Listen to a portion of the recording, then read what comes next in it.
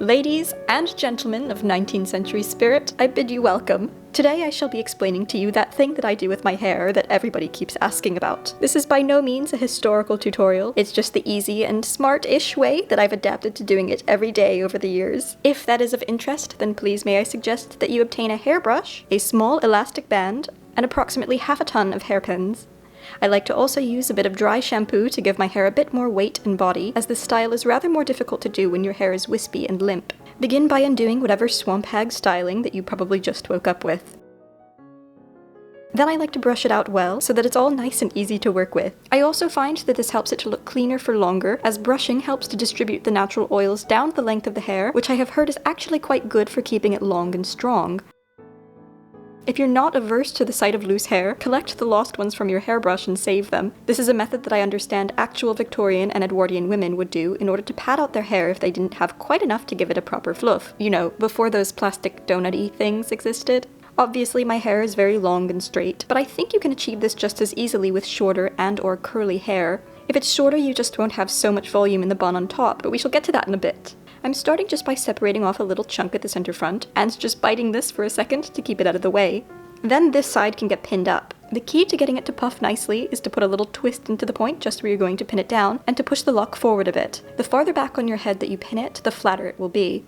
Then this one can be smoothed out and pinned to overlap that little side bit so that it looks like one nice seamless puff. Again, make sure that the lock is gathered into a concise little bunch where you want to pin it down, and pin it however forward you want the puff to be high.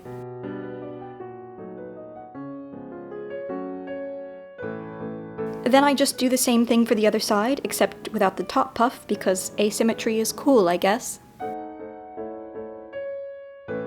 Now take a moment to question your life choices and realize that it actually looks rather lovely when worn down, brushed out, and flowing freely in the breeze. Then remember that it is bothersome, sheds everywhere, and that you are in fact a respectable woman of the wrong century, and get on with things. These backside pieces just get folded up on top of the head and pinned. I don't do this particularly neatly at all because I just can't be bothered, so perhaps take this opportunity for a bit of executive improvisation. The remaining length is delicately separated into 3 to be plaited. Make sure that when starting your plait, you do the first couple stitches behind your head so that they are centered.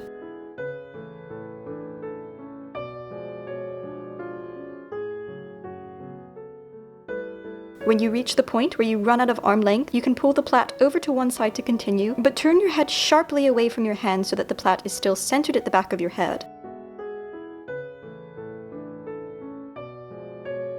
Once you have some slack, you can just continue on comfortably. I like to plait it down as far as I can so that I get that gradient width where my hair loses fullness at the bottom. Not technically desirable in long and luscious hair, but it does have a really lovely effect when you spiral it up into a bun, and the outer rim of it is a finer plait than the inner one. Embrace the beauty in your flaws, my friends. This gets folded up onto the head, wrapped in a spiral on top, and secured with another half ton of pins. Again, there's probably a neater way to do this, and to hide all of the pins in process, but, you know, the Edwardians were masters of the messy bun aesthetic, so...